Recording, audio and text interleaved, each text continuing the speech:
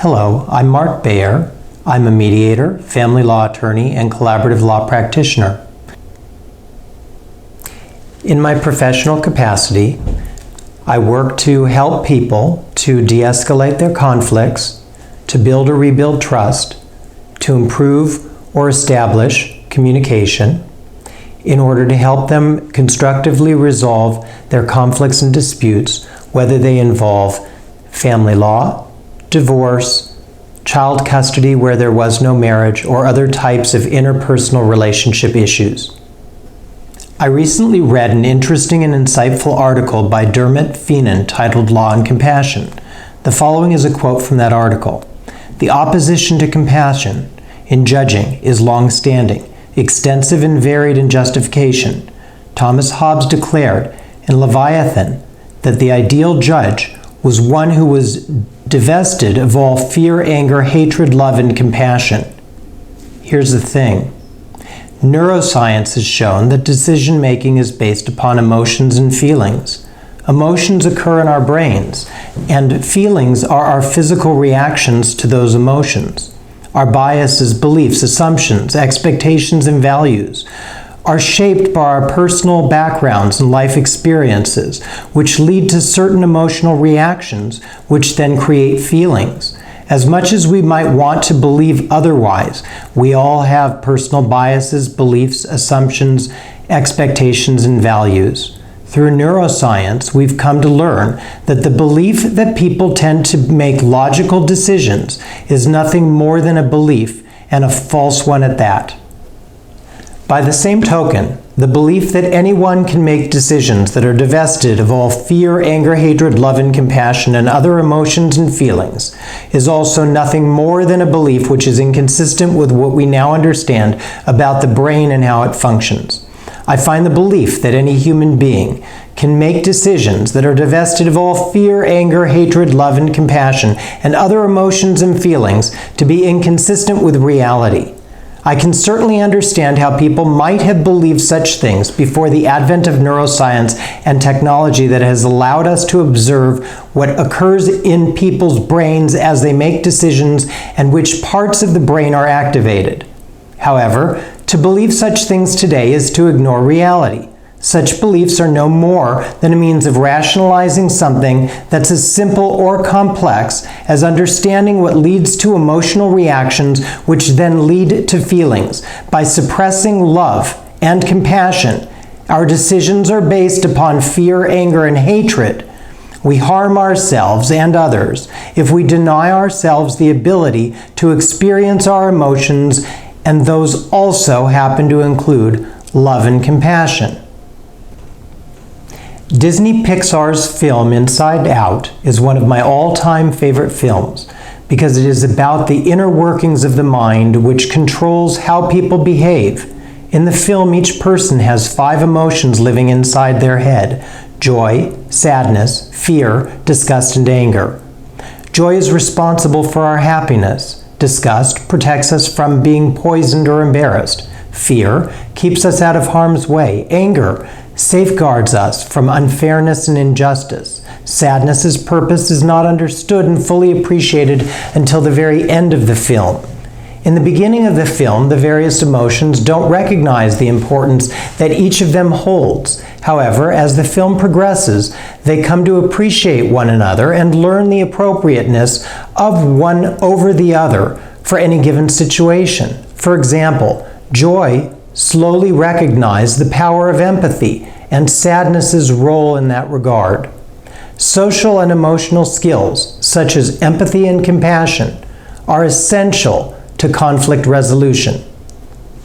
My understanding of empathy and compassion is as follows. In a word, empathy means understanding. Cognitive empathy involves understanding other people's thoughts, otherwise known as perspective taking. It is under-emotional and involves insufficient feeling. Emotional empathy literally involves catching others' emotions. It occurs when one person's emotions and related actions directly trigger similar emotions and actions in others. It is over-emotional and leads to empathy overload or fatigue. Compassionate empathy, or empathic concern, involves understanding other people's emotions and feelings and why they are experiencing such feelings and emotions. It involves boundaries, safeguards, and balances logic and emotion. While I equate compassionate empathy with compassion, I don't believe that compassion requires action to eliminate or alleviate suffering. Rather, I believe that compassion can involve merely a desire to eliminate or alleviate such suffering. We can be compassionate even though we are unable to do anything to eliminate or alleviate such suffering, regardless of our desires. However, to the extent that we are in a position in which we are able to help to eliminate or alleviate such suffering, and we opt not to take such action, I believe there is a lack of compassion regardless of what we may claim. Furthermore, when we take actions which actually increase such suffering rather than eliminating or alleviating them, there's no compassion involved, regardless of what we may claim. We may sincerely believe we are doing such things based upon compassion. However, true compassion can't exist in the absence of a desire to fully understand the nature of the problem, which requires empathy.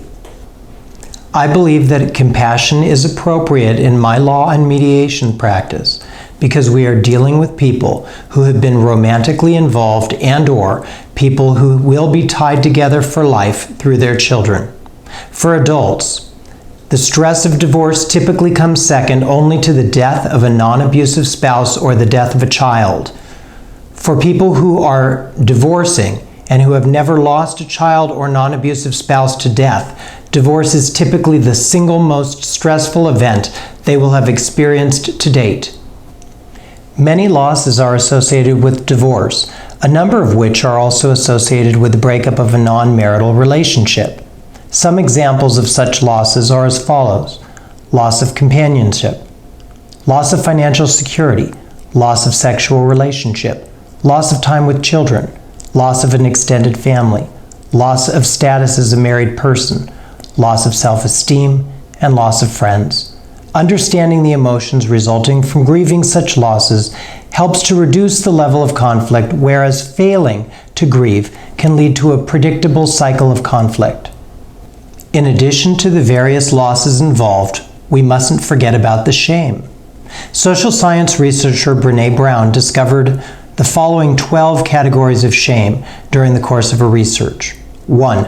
Appearance and body image. 2. Money and work. 3. Motherhood, fatherhood. 4. Family. 5. Parenting. 6. Mental and physical health, including addiction. 7. Sex. 8. Aging. 9. Religion. 10. Speaking out. 11. Surviving trauma. And 12. Being stereotyped and labeled. Do you realize how many categories of shame are involved in the types of cases involved in family law? Fortunately, empathy is the antidote to shame. According to Dr. Brené Brown, empathy and shame are on opposite ends of a continuum. Shame is the intensely painful feeling or experience of believing we are flawed and therefore unworthy of acceptance and belonging. Shame is how we see ourselves in others' eyes. Shame results in fear, blame of self or others, and disconnection. Shame tells us that our imperfections make us inadequate. Shame separates and isolates. On the other hand, empathy involves understanding another person's situation from their perspective. As such, you must be able to place yourself in someone else's shoes and feel what they are feeling and without judging them. Empathy moves us to a place of courage and compassion.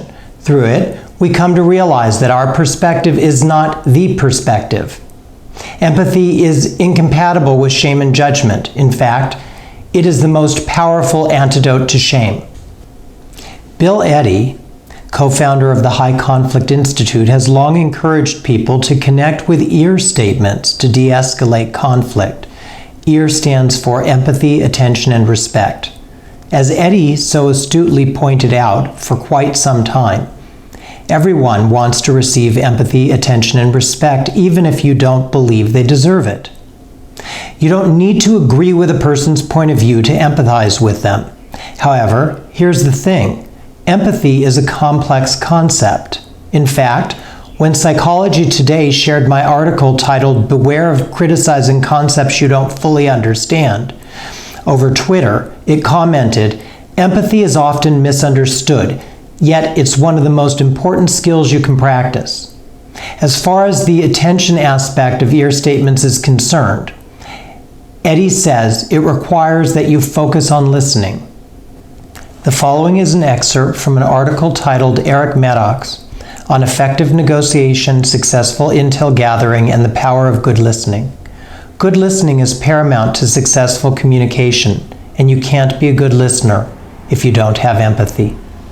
Listening is the foundation in effective information elicitation. First and foremost, you must listen, and listening is not an art, it's a learned skill.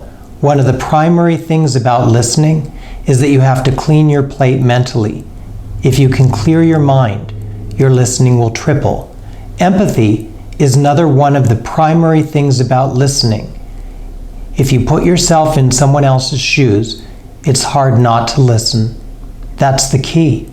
Empathy is to listening as water is to the human body. It's everything.